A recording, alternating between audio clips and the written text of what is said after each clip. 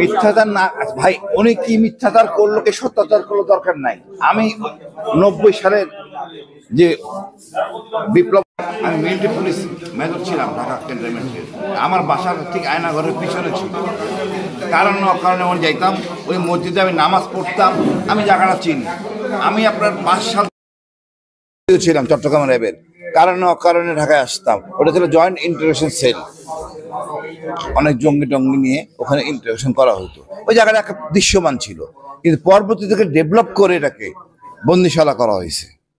আর আমি অল্প যখন আমি বুঝতে পারছি যে 2 দিন পার হয়ে গেছে, 3 দিন পার হয়ে গেছে, আমার মারা হয় নাই, যে প্রশ্ন করছে উত্তর মিলতেছে না, তখন মারার সম্ভাবনা আপাতত নাই। আমি কৌশলে এলাকাটা চিনে ফেলছি, জায়গাটা আমার পরিচিত ছিল। বলছি আমি বাথরুমের কমোডের উপরে দাঁড়ালে দেখা যায়।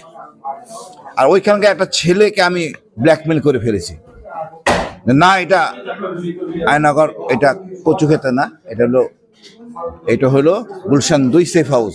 ও বলে না, বার্গেনিং করতে গিয়ে 1 লাখ পর্যন্ত যায়, 10,000 20,000, 1 লাখ হওয়ার পর সে বলে চ্যালেঞ্জ, এটা কচু খেত। আমি এইবার ঠিক আছে, ওইখানকার দায়িত্বে থাকে ওয়ারেন্ট অফিসার, সুপারিনটেন্ডেন্ট বলে, সুপারিনটেন্ডেন্টকে ডেকে আনো।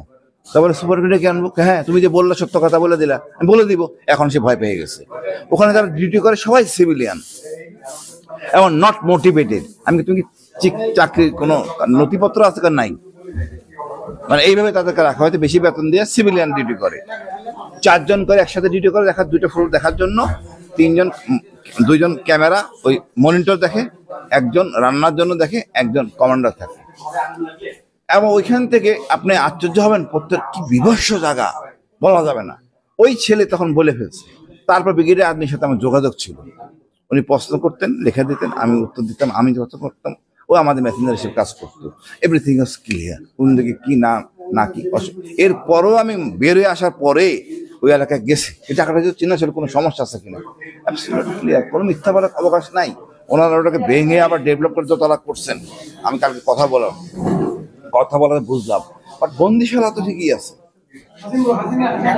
অনেক বলেন বাংলাদেশের প্রেক্ষাপটে এইরকম আয়নাঘর থাকার দরকার আছে কিনা? পৃথিবীতে কোথাও তো দরকার নাই আইনের শাসনে, তো আয়নাঘর থাকার দরকার নাই। আমাকে যে প্রথমবার গুম করলো, কেন দরকার ছিল? চাকরিরত অবস্থা, ডাক দিলে আমি খুশি মনে আসতাম। গুম করে তো হ্যাডাম দেখানোর কোনো কারণ নাই।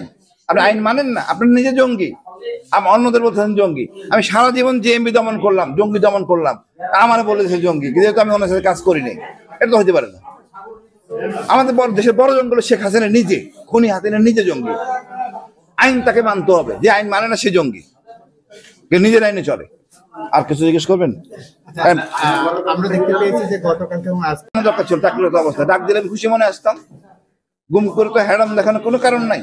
আপনি আইন মানেন না, আপনি নিজে জঙ্গি, আমি অন্যদের বলতেছেন জঙ্গি। আমি সারা জীবন জেএমবি দমন করলাম, জঙ্গি দমন করলাম, আমার বলেছে জঙ্গি, যেহেতু আমি ওনার সাথে কাজ করিনি। এটা তো হতে পারে না। আমাদের দেশের বড় জঙ্গল শেখ হাসিনা নিজে, খুনি হাসিনা নিজে জঙ্গি। আইন তাকে মানতে হবে, যে আইন মানে না সে জঙ্গি, নিজের আইনে চলে। আর কিছু জিজ্ঞেস করবেন?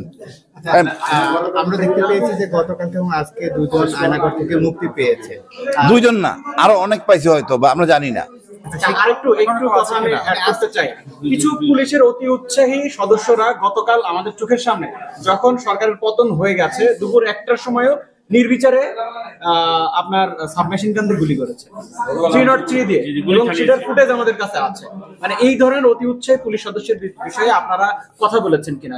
আমরা বলতেছি প্রতিটা বিচার, প্রতিটা হত্যাকাণ্ডের কমিশন করে বিচার করতে হবে। আমরা পরিষ্কার বলতে পারবো যে কোন এলাকায় পুলিশ ডিউটি করছে। র্যাব করুক বা 10 বছর আগে করুক, তার ড্রাইভার আছে, পুলিশের সিসি আছে, অটোমেটিক বের হয়ে যাবে। না বলা কিছু কারণ নাই। পুলিশের গুলি খরচ করে হিসাব দিতে কি কয়টা খরচ করছে। পুলিশ যদি এই সময় গুলি করে থাকে, অত ভুয়া গুলি করে ভয় আতঙ্কে বাঁচার জন্য, এই জিনিসটা আবার যদি এইম করে থাকে, আমাদের পুলিশের মধ্যে অনেক শত হাজার ভুয়া পুলিশ আছে বাইরের, এরা তো এক জায়গায় আছে, টিম হিসাবে আছে, এদেরকে ব্যবহার করতে সরকার। যার জন্য ঘটনাটি করছে। আপনারা বলতেছিলেন যে আমি তো মানে আমাদের হিন্দু সমাজ বা অন্য সংখ্যালঘু আমাদের গর্ব, আমরা এদের গুছিয়ে রাখবো, কিন্তু ওদের ওই যে ধর্মের সুবিধা নিয়ে এই অসৎ লোকগুলি পুলিশগুলি কাজগুলি করে সবারই বিতর্কে ফেলে দিচ্ছে। তারপরে মনে করি দেশটা আমাদের পুরানো দরকার নাই, এটা আমাদের সবাই আমরা গোছায় থাকি, শান্তিতে থাকি। নতুন বাংলাদেশ, আমাদের নতুন বীরশ্রেষ্ঠ আমাদের আবু সাইদ ভাই, আমি গর্বিত, স্যালুট টু হিম। ধন্যবাদ ভাই। আরেকটা একটু প্রশ্ন করতে পারি? আজকে আপনাদের দাবি ছিল যে আয়নাঘরে যারা রয়েছেন সকলকে মুক্তি দিতে হবে, জাস্ট এই কথাটা একটু বলে দিন। আয়নাঘর না শুধু ভাই, আয়নাঘরের একটা সিম্বলিক, ডিবির কাছে, এনএস এর কাছে, বিভিন্ন জায়গায় লোক গুম আছে, এমনকি ভারতেও আছে, থাকতে পারে। মানে এমপি সালাউদ্দিনকে নিয়ে গেছে, অন্য কাউকে নিয়ে যায় না আমরা জানি না। আমাদের ইলিয়াস আলী ভাই সম্বন্ধে পরিষ্কার করতে হবে, ইলিয়াস আলী ভাই সম্বন্ধে পরিষ্কার করতে হবে, কোথায় সে কি হয়েছে, বিচার করতে হবে, কিছু খারাপ কিছু হয়ে থাকে।